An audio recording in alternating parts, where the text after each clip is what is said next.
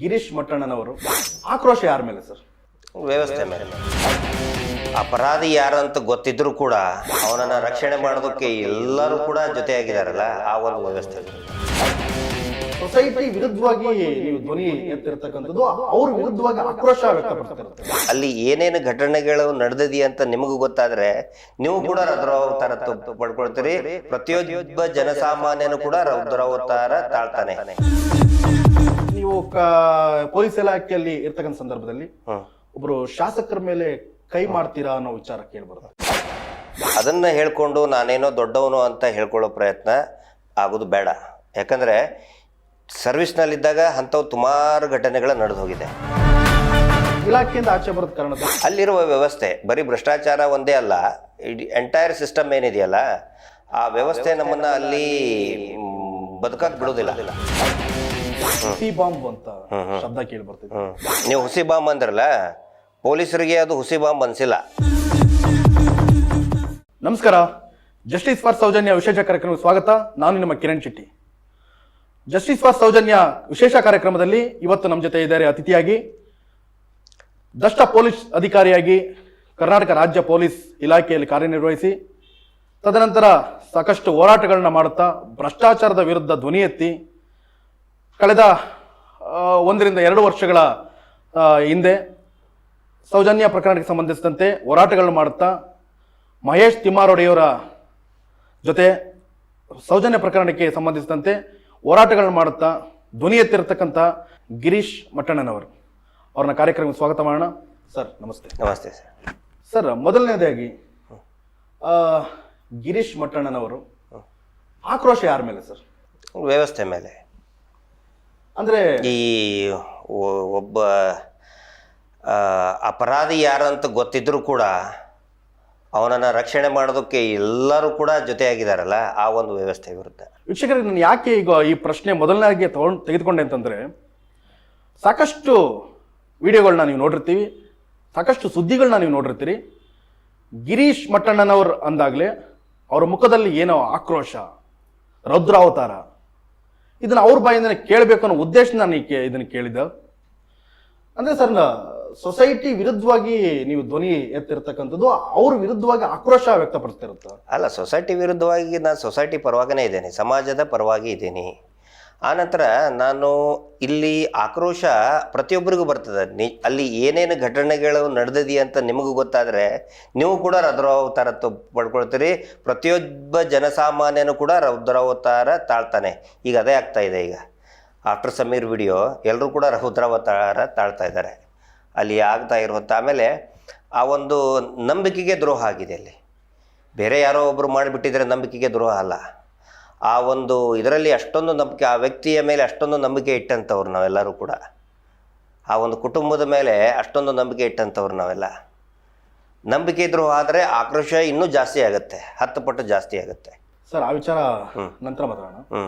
ಸಂಕ್ಷಿಪ್ತವಾಗಿ ನೀವು ಹೇಳೋದಾದ್ರೆ, ಮೂಲತಃ ಎಲ್ಲಿನವ್ರು ಸರ್? ನಮ್ಮ ಧಾರವಾಡ ಅಂದರೆ ನಾವು ಹುಟ್ಟಿ ಬೆಳೆದ ಧಾರವಾಡ. ಮೂಲ ಊರು ಅಂತ ಹೇಳಿದ್ರೆ ಸವಣೂರು ತಾಲೂಕು, ಕಳಸೂರು, ಈಗಿನ ಹಾವೇರಿ ಜಿಲ್ಲೆ. ಸವಣೂರು ತಾಲೂಕು. ವಿದ್ಯಾಭ್ಯಾಸ ಧಾರವಾಡ ಕರ್ನಾಟಕ ಯೂನಿವರ್ಸಿಟಿ ಕ್ಯಾಂಪಸ್ ನಮ್ಮ ಪೂರ್ತಿ. ನಿಮ್ದು ಕುಟುಂಬ ಈಗ ಎಟ್ ಪ್ರೆಸೆಂಟ್ ನಮ್ಮ ಫ್ಯಾಮಿಲಿ ಎಲ್ಲ ಬೆಂಗಳೂರಲ್ಲಿದೆ. ತಂದೆ ತಾಯಿ ಎಲ್ಲ ಇಲ್ಲೇ? ಇಲ್ಲ, ತಂದೆ ತೀರ್ಕೊಂಡು 3 ವರ್ಷ ಆಯಿತು. ನಮ್ಮ ತಾಯಿ ಧಾರವಾಡದಲ್ಲಿ ಇರ್ತಾರೆ. ನಾವು ಅವಾಗ ಹೋಗಿ ಬಂದು ಮಾಡ್ತೀವಿ. ಪೊಲೀಸ್ ಇಲಾಖೆಗೆ ಸೇರ್ಕೊಂಡಿ ಸರ್? ಅವಾಗ 2000 ಬ್ಯಾಚ್ ನಂದು. ಸಬ್ ಇನ್ಸ್ಪೆಕ್ಟರ್ ಆಗಿ ಅಲ್ಲಿ ಸೆಲೆಕ್ಷನ್ ಆಗಿ ಜಾಯ್ನ್ ಆಗಿ ಅಲ್ಲಿ ಒಂದು 4-5 ವರ್ಷ ಸರ್ವಿಸ್ ಮಾಡಿ. ಧಾರವಾಡದಲ್ಲಿ ನಮ್ಮ ಮೂಲ. ಬಟ್ ನಂದೆಲ್ಲ ಸರ್ವಿಸ್ ಆಗಿದ್ದೆಲ್ಲ ಗುಲ್ಬರ್ಗಾದಲ್ಲಿ, ಕಲಬುರ್ಗಿ. ಅಲ್ಲಿ ಪ್ರೊಬೇಷನರಿನೂ ಅಲ್ಲೇ, ಸ್ಟೇಷನ್ ಕೂಡ ಅಲ್ಲೇ ನಾನು ಇದು ಮಾಡಿದ್ದು. ಸರ್, ಈಗ ನೀವು ಹೋರಾಟಗಳನ್ನ ಮಾಡ್ಕೊಂಡೇ ರಾಜ್ಯದ ಜನತೆಗೆ ದೇಶಾದ್ಯಂತ ನೀವು ಹೆಸರುವಾಸಿ ಆಗಿದ್ದೀರಿ. ಭ್ರಷ್ಟಾಚಾರದ ವಿರುದ್ಧ ಧ್ವನಿ ಎತ್ತಿದಿರಿ ಅನ್ನೋದು ವಿಚಾರ ಎಲ್ಲರ ಬಾಯಲ್ಲೂ ಕೇಳಿ ಬರ್ತಿದೆ. ಕೆಲವು ವರ್ಗ ಅಂತೂ ನಾವು ಇವರ ಜೊತೆಯಲ್ಲಿ ನಿಲ್ತೀವಿ ಅನ್ನೋ ವಿಚಾರ ಕೇಳಿ ಬರ್ತಿದೆ. ಈ ವಿಚಾರಕ್ಕೆ ಸಂಬಂಧಿಸಿದ ಸರ್, ನೀವು ಪೊಲೀಸ್ ಇಲಾಖೆಯಲ್ಲಿ ಇರ್ತಕ್ಕಂಥ ಸಂದರ್ಭದಲ್ಲಿ ಒಬ್ರು ಶಾಸಕರ ಮೇಲೆ ಕೈ ಮಾಡ್ತೀರಾ ಅನ್ನೋ ವಿಚಾರ ಕೇಳ್ಬಾರ್ದು. ಅಲ್ಲ, ಈಗ ನಾನು ಅದನ್ನೆಲ್ಲ ಈಗ ಸುಮಾರು ಜನ ಇದನ್ನ ಮಾಡ್ತಾ ಇದ್ದಾರೆ. ಅದನ್ನೇನೋ ನಾನು ನೋಡಿಲ್ಲ ಅದನ್ನು, ಅಂದರೆ ಆ ವಿಡಿಯೋಗಳನ್ನ ನಿಜವಾಗ್ಲೂ ನಾನು ನೋಡಿಲ್ಲ. ಆದರೆ ಅದನ್ನು ಹೇಳ್ಕೊಂಡು ನಾನೇನೋ ದೊಡ್ಡವನು ಅಂತ ಹೇಳ್ಕೊಳ್ಳೋ ಪ್ರಯತ್ನ ಆಗೋದು ಬೇಡ. ಯಾಕಂದರೆ ಸರ್ವಿಸ್ನಲ್ಲಿದ್ದಾಗ ಅಂಥವು ಸುಮಾರು ಘಟನೆಗಳು ನಡೆದು ಹೋಗಿದೆ. ಬರೀ ನಾನು ಸರ್ವಿಸ್ ಮಾಡಿದ್ದು ವೆರಿ ಶಾರ್ಟ್ ಪೀರಿಯಡ್ನಲ್ಲಿ ಆ ಥರ ಸುಮಾರು ಘಟನೆಗಳು ನಡೆದಿದೆ. ನಾನು ಯಾರಿಗೋ ಒಬ್ಬರಿಗೆ ಹೊಡೆದೆ ಅಂತಂದು ಹೇಳಿ ಅದನ್ನಿಂತರ ನನ್ನೇನು ಪ್ರೊಜೆಕ್ಟ್ ಮಾಡೋ ಅವಶ್ಯಕತೆ ಇಲ್ಲ. I am A very simple person. ಹಾಗೆ ನನ್ನ ಜೀವನ ನಡೆಸ್ತಾ ಇದ್ದೀನಿ. ಅಲ್ಲ ಅದು ನಿಜಾನ ಸರ್? ಅವಾಗೆಲ್ಲ ಸುಮಾರು ನಡೆದಿದೆ. ಅಲ್ಲ ಶಾಸಕರ ತಮ್ಮನಿಗೆ ಇದನ್ನಾಗಿದ್ದಿದೆ, ಇದು ಮಾಡಿದ್ದಿದೆ. ಬಟ್ ಅವಾಗ ಏನಾಗುತ್ತೆ ಗೊತ್ತಾ, ಈಗ ನಾನು ಆ ಥರ ಹೇಳ್ಕೊಂಡ್ರೆ ಶಾಸಕ ಅನ್ನೋದು ಒಂದು ಒಳ್ಳೆಯ ಸ್ಥಾನಮಾನ ಅದು ಅಲ್ವಾ? ಅಂದರೆ ಜನರ ಒಂದು ಗೌರವಯುತವಾದ ಸ್ಥಾನ. ಹೀಗಾಗಿ ನಾನು ಆ ಸ್ಥಾನದಲ್ಲಿ ಅಥವಾ ಸಂಬಂಧಿಕರಿಗೆ ನಾನೇನೋ ಮಾಡಿದೆ ಅಂತ ಹೇಳಿಕೊಂಡು ನಾನು ದೊಡ್ಡವನಾಗೋ ಅವಶ್ಯಕತೆ ನನಗಿಲ್ಲ. ಆಮೇಲೆ ಅದು ಹೆಂಗೆ ಬಂತು ಏನೋ ಅದು ಅದ್ರ ಬಗ್ಗೆ ನನಗೆ ನಾಲೆಜೇ ಇಲ್ಲ. ಇಲಾಖೆಯಿಂದ ಆಚೆ ಬರೋದು ಕಾರಣ ಸರ್? ಅಲ್ಲಿರುವ ವ್ಯವಸ್ಥೆ ಬರೀ ಭ್ರಷ್ಟಾಚಾರ ಒಂದೇ ಅಲ್ಲ, ಇಡೀ ಎಂಟೈರ್ ಸಿಸ್ಟಮ್ ಏನಿದೆಯಲ್ಲ ಆ ವ್ಯವಸ್ಥೆ ನಮ್ಮನ್ನು ಅಲ್ಲಿ ಬದುಕಕ್ಕೆ ಬಿಡೋದಿಲ್ಲ. ಅದರ ಅರ್ಥ ಒಳ್ಳೆಯವರು ಇಲ್ಲ ಅಂತಲ್ಲ, ಸುಮಾರು ಜನ ಇದ್ದಾರೆ. ಆದರೆ ಏನಾಗುತ್ತೆ, ನಾವು ಏನು ಒಂದು ಮುಂಚಿಂದ್ರೆ ನೋಡಿ, ಪ್ರತಿಯೊಬ್ಬರಿಗೂ ಒಂದು ನೇಚರ್ ಇರ್ತದೆ, ನಿಮಗೊಂದು ನೇಚರ್ ಇರ್ತದೆ, ನಮಗೊಂದು ನೇಚರ್ ಇರ್ತದೆ, ಪ್ರತಿಯೊಬ್ಬರಿಗೂ ಕೂಡ ಒಂದು ಸ್ವಾಭಿಮಾನ ಅನ್ನೋದು ಒಳಗಡೆ ಇರ್ತದೆ, ಪ್ರತಿಯೊಬ್ಬರಿಗೂ ಇರ್ತದೆ. ಬಟ್ ನಮಗದು ಅದನ್ನು ಕಳ್ಕೊಂಡು ಇನ್ನೇನು ಕೆಲಸ ಮಾಡ್ಬೇಕು ಅನ್ನೋ ಸ್ಥಿತಿ ಒಳಗೆ ಬಂದಿತ್ತು. ಅಂದ್ರೆ ಈಗ ನಿಮ್ದು ಹೋರಾಟ ಅನ್ನೋದು ನಿಮ್ಮ ಚಿಕ್ಕ ವಯಸ್ಸಿಂದನೇ ಮೈಗೂಡಿಸ್ಕೊಂಡಿದ್ರ? ನಾನು ಯಾವತ್ತಿಗೂ ನಾನು ಹೋರಾಟಗಾರ ಅಂತ ಅನ್ಕೊಂಡೇನೆ ಇಲ್ಲ. ಫಸ್ಟ್ ಆಫ್ ಆಲ್ ಜನ ಹೇಳ್ತಿದ್ರಲ್ಲ ಸರ್? ಜನ ಹೇಳ್ತಿದ್ರು, ಜನ ಹೇಳ್ತಾರೆ, ಜನರಿಗೆ ಹಂಗೆ ಅನಿಸುತ್ತೆ. ಬಟ್ ನಾನು ಯಾವತ್ತಿಗೂ ಕೂಡ ನಾನು ಹೋರಾಟಗಾರ ಅಂತ ಜನ ಹೇಳ್ತಾರೆ. ಬಟ್ ನಾನು ಒಬ್ಬ ರಿಯಾಕ್ಷನ್ ಮಾಡ್ತೇನೆ ಅಲ್ಲಿ.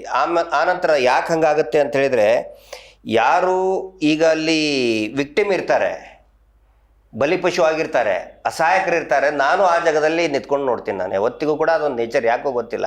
ಈವನ್ ಸ್ಟೂಡೆಂಟ್ ಲೈಫಿಂದನೂ ಕೂಡ ನನಗೆ ಹಾಗೆ ಬಂದಿದೆ. ನನಗೆ ಸ್ಮೃತಿ ಇರೋದ್ರಿಂದನೂ ಕೂಡ, ಚಿಕ್ಕ ಹುಡುಗಿದ್ದಾಗಿಂತನೂ ಕೂಡ ಅದೇ. ಏನೋ ಆದರೆ ನಮ್ಮ ಅಮ್ಮನಿಗೆ ಆದ್ರೆ ಹಂಗೆ ಯಾರಿಗೂ ಹೊಡೆದ್ರೆ, ನಮ್ಮ ಅಪ್ಪನಿಗೆ ಹೊಡೆದ್ರೆ ಹಾಗೆ.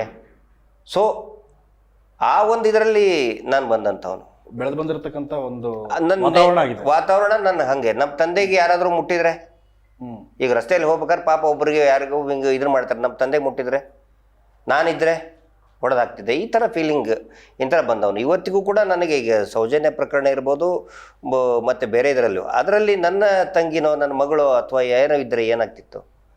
ಹೀಗಾಗಿ ನಮಗೆ ಅದರಲ್ಲಿ ಇನ್ವಾಲ್ವ್ಮೆಂಟ್ ಜಾಸ್ತಿ ಇದೆ ಇಷ್ಟೇ. ನಾನು ಯಾವತ್ತಿಗೂ ಕೂಡ ಸರ್ ಒಂದು ತಮಗೂ ಕ್ಲಿಯರ್ ಮಾಡ್ತೇನೆ, ಹಿಂದೂ ಹೇಳಿದ್ದೀನಿ, ನಾನು ಯಾವತ್ತಿಗೂ ಕೂಡ ಹೋರಾಟಗಾರ ಅಂತ ನಾನು ಬೋರ್ಡ್ ಹಾಕ್ಕೊಳ್ಳೋದು ಇಲ್ಲ. ಆಮೇಲೆ ನಾನು ಎಲ್ಲೇ ಇಳಿಬೇಕಾದ್ರೂ ಕೂಡ ಹಿಂದೆ ಕಳಸಾ ಬಂಡೂರಿಯಲ್ಲೂ ಕೂಡ ನಾನು ಹೋರಾಟಕ್ಕೆ ಇಳಿದಿದ್ದೆ. ಆ ಹೋರಾಟದಲ್ಲಿ ನಾನು ಸ್ಟಡಿ ಮಾಡ್ತೀನಿ. ಫಸ್ಟು ಸ್ಟಡಿ ಮಾಡದೆ ನಾನು ಯಾವುದೂ ಎಂಟ್ರಿ ಆಗಲ್ಲ. ಇದಾದ್ಮೇಲೆ ನೀವು ಪೊಲೀಸ್ ಇಲಾಖೆಯಲ್ಲಿ ಇರೋಂಥ ಸಂದರ್ಭದಲ್ಲಿ ಭ್ರಷ್ಟಾಚಾರದ ವಿರುದ್ಧ ನೀವು ಒಂದು ಹುಸಿ ಬಾಂಬ್ ಅಂತ ಶಬ್ದ ಕೇಳಿ ಬರ್ತಿದೆ. ಇದ್ರದ್ದು ಏನ್ ಸರ್? ನೀವು ಹುಸಿ ಬಾಂಬ್ ಅಂದ್ರಲ್ಲ, ಪೊಲೀಸರಿಗೆ ಅದು ಹುಸಿ ಬಾಂಬ್ ಅನಿಸಿಲ್ಲ. ಆ ಪ್ರಕರಣ ಅಕ್ವಿಟ್ ಆಯಿತು.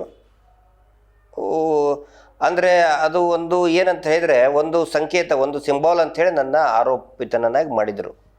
ಆ ಪ್ರಕರಣದಲ್ಲಿ ಆರೋಪಿಯಾಗಿದ್ದೆ. ಅದರಿಂದ ನಾನು ಖುಲಾಸೆಯಾಗಿ ಆಫ್ಟರ್ ಲಾಂಗ್ 12-14 ವರ್ಷ ಆದ ತನಕ ಕೇಸ್ ನಡೀತದು. ನಿಜಾಂಶ ಏನು ಸರ್? ಅಲ್ಲ, ನಿಜಾಂಶ ಏನಂತ ಹೇಳಿದರೆ, ಅದೇ ಹೇಳಿದ್ನಲ್ಲ, it's a reaction to the system.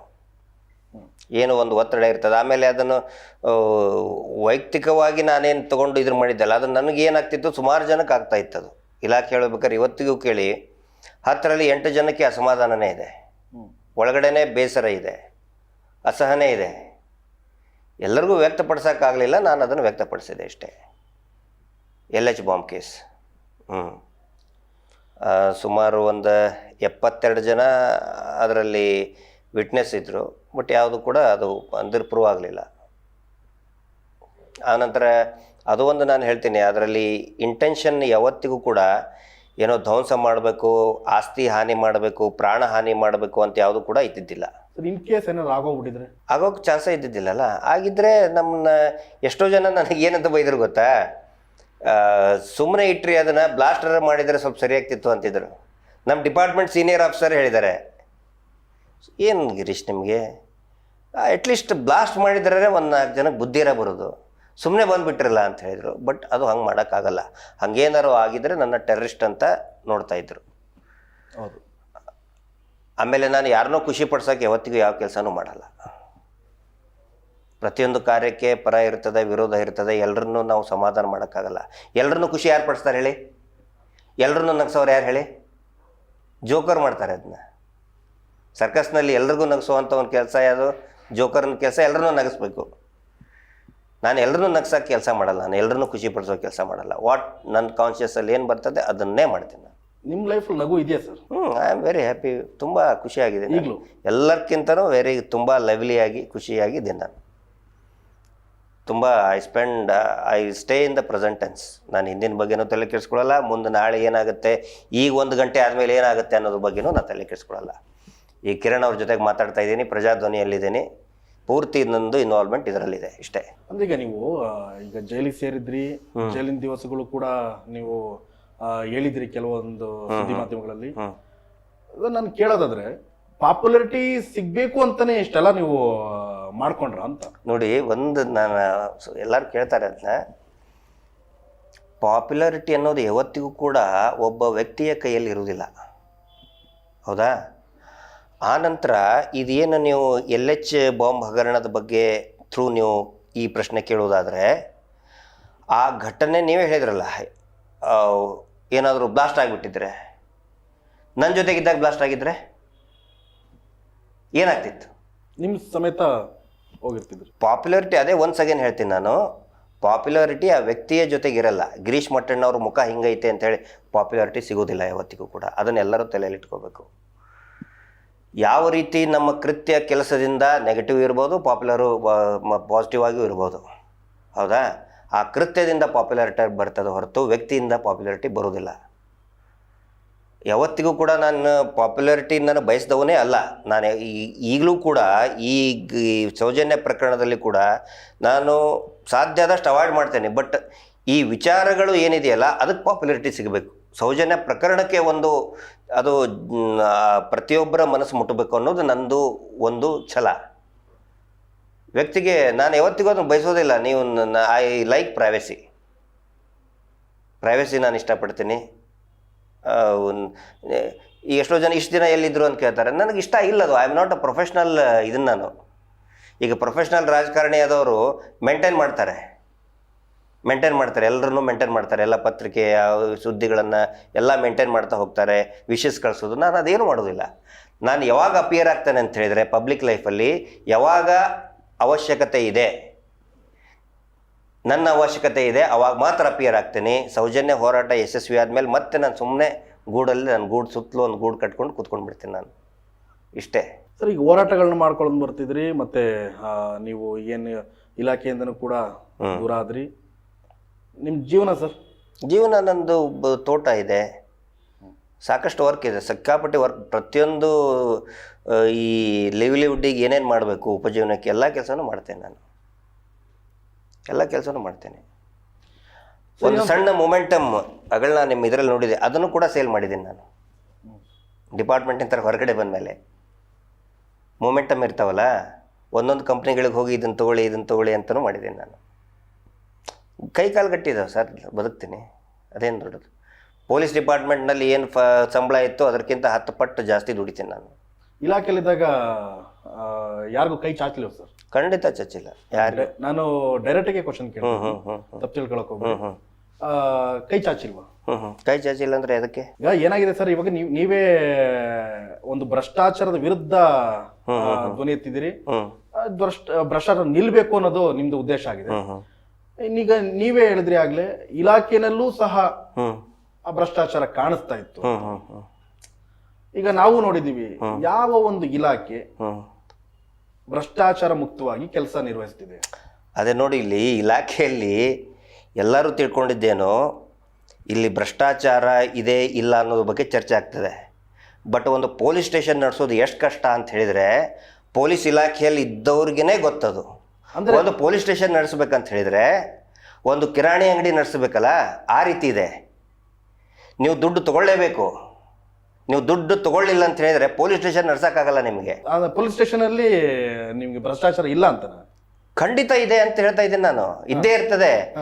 ನೀವು ಬರೀ ಅದನ್ನು ಪೊಲೀಸ್ ಸ್ಟೇಷನ್ಗೆ ಇಷ್ಟೇ ಯಾಕೆ ನೀವು ಅದನ್ನು ತರ್ತೀರಿ ಆರೋಪನ? ಪೊಲೀಸ್ ಇಷ್ಟೇ ತಿಂತಾರೆ ದುಡ್ಡು, ಹಾವು ಹೊಡೆದು ಹದ್ದಂಗೆ. ಆದರೆ ಆರೋಪ ಬರೋದು ಯಾರ ಮೇಲೆ? ಪೊಲೀಸರ ಮೇಲೆ ಬರ್ತದೆ. ಹ್ಮ್. ನೀವು ಒಂದು ಚಾರ್ಜ್ ಶೀಟ್ ಸಬ್ಮಿಟ್ ಮಾಡಬೇಕಂದ್ರೂ ಕೂಡ ಒಂದು ಚಾರ್ಜ್ ಶೀಟಿಗೆ ಇಷ್ಟು ದುಡ್ಡು ಅಂತ ಕೊಡ್ಬೇಕು ಗೊತ್ತಾ? ಹ್ಮ್. ಮೆಡಿಕಲ್ ಸರ್ಟಿಫಿಕೇಟ್ ತೊಗೋಬೇಕು, ಒಂದು ಇಂಜುರಿ ಸರ್ಟಿಫಿಕೇಟ್ ತೊಗೋಬೇಕು ಅಂತ ಹೇಳಿದ್ರೆ ವೈದ್ಯಾಧಿಕಾರಿಗಳು ಕೊಡಬೇಕು. ಬಂದೋಬಸ್ತ್ ಖರ್ಚು ಇರ್ತದೆ, VIP ಖರ್ಚು ಇರ್ತದೆ. ಯಾರು ಕೊಡ್ತಾರೆ ಅದನ್ನೆಲ್ಲ? ನೀವು ಅಗಳ ಕೇಳಿದ್ರೆ ನೀವು ಕೈ ಚಾಚಿದ್ರ ಅಂಥೇಳಿ ಅವೆಲ್ಲವೂ ಕೂಡ ಅದು ನಡೆದು ಹೋಗ್ತಾ, ಅದು ನಮಗೆ ಸಹಿಸ್ಕೊಳಕ್ಕಾಗಲಿಲ್ಲ. ಕೈ ಚಾಚಲೇಬೇಕಾದಂಥ ಪರಿಸ್ಥಿತಿ ಇರ್ತದೆ. ಪೊಲೀಸ್ ಸ್ಟೇಷನ್ನಲ್ಲಿ ಕೈ ಚಾಚಲೇಬೇಕಾಗತ್ತೆ. ಕೈ ಚಾಚದೆ ನಾನು ಹಾಗೆ ಹೋಗ್ತೀನಿ ಅಂತ ಹೇಳಿದ್ರೆ ನಾನು ಸುಳ್ಳು ಹೇಳ್ತಾ ಇದ್ದೀನಿ ಅಂತ ಅರ್ಥ. ಅಂದರೆ ನಾನು ಕಂಟಿನ್ಯೂ ಆಗಿಬಿಡ್ತಾ ಇದ್ದರೆ, ಕೈ ಚಾಚದೆ ನಾನು ಪೊಲೀಸ್ ಇಲಾಖೆಯಲ್ಲಿ ಬದುಕ್ತೀನಿ ಅಂತ ಹೇಳಿದ್ರೆ ಇಟ್ ಮೀನ್ಸ್ ನಾನು ಸುಳ್ಳು ಹೇಳ್ತಾ ಇದ್ದೀನಿ ಅಂತ. ಅಂದ್ರೆ ಅಲ್ಲಿರೋ ವ್ಯವಸ್ಥೆನೇ ಹಂಗೆ ಮಾಡುತ್ತೆ ಅಂತ. ಹೌದು ಹೌದು ಹೌದು. ಸಿಂಪಲ್ ಆಗಿ ನಾನು ಹೇಳ್ತೇನೆ, ಕೇಳ್ತಾ ಇದ್ದೀನಿ. ಒಂದು ಪೊಲೀಸ್ ಸ್ಟೇಷನ್ನಿಗೆ ಒಬ್ಬ ಜ್ಯೂರಿಸ್ಟಿಕ್ಷನ್ನಿಗೆ ಒಬ್ಬ VIP ಬರ್ತಾರಪ್ಪ. ಮಿನಿಸ್ಟ್ರದ್ದು ಇರ್ತದೆ ಅಂತ ಪ್ರತಿಯೊಬ್ಬರಿಗೂ ಬರ್ತದೆ. ಆ ಮಿನಿಸ್ಟ್ರದ್ದು ಬಿಸ್ಲೇರಿ ವಾಟರು, ಗೋಡಂಬಿ, ಖರ್ಜೂರ, ಅವ್ರ ಜೊತೆಗಿರೋ ಗನ್ಮ್ಯಾನದ್ದು ಖರ್ಚು ಯಾರು ನೋಡ್ಕೋತಾರೆ? ಈಗೇನೋ there may be some reformation ಆಗಿದೆ ಅಂತ ಕೇಳಿದ್ದೇನೆ, ಬಟ್ ಸ್ಟಿಲ್ ಹಾಗೆ ಆಗುತ್ತೆ. ಆಮೇಲೆ ಒಂದು ವಿಡಿಯೋ ನೋಡಿ, ಒಬ್ಬ ಇವ್ರಿಗೆ ಯಾರೋ ಸ್ವಾಮೀಜಿಗಳಿಗೆ, ಜ್ಯೋತಿಷಿಗಳಿಗೆ ಕಾಲು ಬಿದ್ದು ಹೋಗ್ತಾ ಇದ್ರು. ಹೌದು, ಯೂನಿಫಾರ್ಮಲ್ಲಿ ಅಂತವ್ರು. ಸೊ ಹಿಂಗಾಗಿರ್ಬೇಕಾದ್ರೆ ಅದು ಬರೀ ಪೊಲೀಸರ ಮೇಲೆ ಯಾಕೆ ಹಾಕಬೇಕು ಅಂತ ನಾನು ಕೇಳ್ತಾ ಇದ್ದೇನೆ. That is my question. ಒಬ್ಬ PC ಒಂದು 50 ರೂಪಾಯಿ ತೊಗೊಂಡ್ರೆ PC ಗೆ ಬೈತೀರಿ ನೀವು. PC ದುಡ್ಡು ತೊಗೊಂಡ ಅಂತೇಳಿ. PC ಗೆ ದುಡ್ಡು ಕೊಡೋರು ಯಾರು? ತಪ್ಪು ಮಾಡಿದವನೇ ಕೊಡ್ತಾನೆ. ಹಂಗಂತ ಹೇಳಿ ನಾನು ಅದನ್ನು ಡಿಫೆಂಡ್ ಮಾಡ್ಕೊಳ್ತಾ ಇಲ್ಲ. ಆದರೆ ಸರ್, ಅದೇ ಒಬ್ಬ ಏನೋ ಅದೇ ವ್ಯವಸ್ಥೆಯಲ್ಲಿ, ಕ್ರಿಮಿನಲ್ ಜಸ್ಟಿಸ್ ಸಿಸ್ಟಮ್, ನ್ಯಾಯಾಂಗ ವ್ಯವಸ್ಥೆಯಲ್ಲಿ ಪೊಲೀಸರಿಗೆ ಇನ್ವೆಸ್ಟಿಗೇಷನ್ ಮಾಡ್ತಾರೆ, ಎಲ್ಲ ಮಾಡ್ತಾರೆ. ಕೊನೆಗೆ ಆ ಜಡ್ಜ್ ದುಡ್ಡು ತಗೊಂಡ್ರೆ ಯಾರಿಗೂ ಗೊತ್ತಾಗಲ್ಲ. ಜಡ್ಜ್ ತಗೊಳ್ಳಲ್ವಾ? ಪ್ರಾಸಿಕ್ಯೂಟರ್ ತಗೊಳ್ಳಲ್ವಾ? ಯಾರು ತಗೊಳ್ಳಲ್ಲ ಹೇಳಿ? ಅಂದ್ರೆ ಈಗ ದುಡ್ಡು ತಗೊಂಡದ್ದು ರೈಟ್ ಅಂತ ಅನ್ನೋದಾದ್ರೆ, ನಾ ರೈಟ್ ಅಂತ ಹೇಳ್ತಾ ಇಲ್ಲ sir. That's what I call it as a system. ಅದೇ ವ್ಯವಸ್ಥೆ ನಮಗಿರೋದು ಸಿಸ್ಟಮ್ ಅಗೇನ್ಸ್ಟ್ ಅಲ್ಲ. ಈಗ ನೀವ್ ಹೇಳ್ತಿರೋದು ಏನಂತಂದ್ರೆ, ವ್ಯವಸ್ಥೆಗೆ ಅನುಗುಣವಾಗಿ ಅಲ್ಲಿ ಆ ಒಂದು ಹಣ ತೆಗೆದುಕೊಳ್ಳುವಂತ ವಿಚಾರ ಆಗ್ಲಿ, ಈ ತರ ಎಲ್ಲ ಅಲ್ಲೇ ರೂಪುರೇಷೆಗೊಳ್ಳುತ್ತೆ ಅಂತ ನೀವ್ ಹೇಳ್ತಿದ್ದೀರಿ. ಕರೆಕ್ಟ್ ಅಲ್ಲ ಸರ್? ನಾನು ಹೇಳ್ತಿರೋದು, ನಾನು ಬರೀ ಪೊಲೀಸ್ ಇಲಾಖೆ ಒಂದೇ ನಾನು ಹೇಳ್ತಿಲ್ಲ. ಸುಮಾರು ಇಲಾಖೆಗಳಲ್ಲಿ ಒಬ್ಬ ಸಾಮಾನ್ಯ ವ್ಯಕ್ತಿ ಅವನ ಏನು ಪಿಂಚಣಿ ದುಡ್ಡು ತಗೊಳ್ಬೇಕು ಅಂತ ಹೋದ್ರು ಸಹ ಅವನಲ್ಲಿ ಗಿಂಬ್ಲಾ ಕೊಡ್ಬೇಕು, ಅವನ ಲಂಚ ಕೊಡ್ಬೇಕಲ್ಲಿ. ನಾನು ಹೇಳ್ತಿರೋದು, ಈ ಲಂಚ ಮುಕ್ತ ಕರ್ನಾಟಕ, ಲಂಚ ಮುಕ್ತ ರಾಜ್ಯ ಆಗೋದು ಯಾವಾಗ? ಪೊಲೀಸ್ ಇಲಾಖೆ ಹೊರತುಪಡಿಸಿ ಎಲ್ಲಾ ಇಲಾಖೆಗಳನ್ನು ನಾನು ಕೇಳ್ತಿದ್ದೀನಿ, ಪೊಲೀಸ್ ಇಲಾಖೆನೂ ಸೇರಿಸಿ ಕೇಳ್ತಿದ್ದೀನಿ. ಯಾಕೆ ನೀವು ಕೇಳಿದ್ರಿ, VIP ಬಂದಾಗ ಅವ್ರಿಗೆ ಉಪಚಾರಕ್ಕಾಗಿ ನಾವು ಕೊಡುವಂತ ಇದಕ್ಕೆ ನಾವೆಲ್ಲಿಂದ ತರಬೇಕಾಗಿತ್ತು ಅಂತ ಕೇಳಿದ್ರಿ. ಯಾಕೆ ನನ್ನ ಜಾಬಿಂದ ನಾನೇ ಕೊಡ್ಬೇಕು? ಪೋಸ್ಟಿಂಗ್ ಸಿಗಲ್ಲ, ಇವನ್ ಯಾರೋ ಗಂಟೆ ತಿಳ್ಕೊಂಡು ಹೊರಗಡೆ ಇಡ್ತಾರ.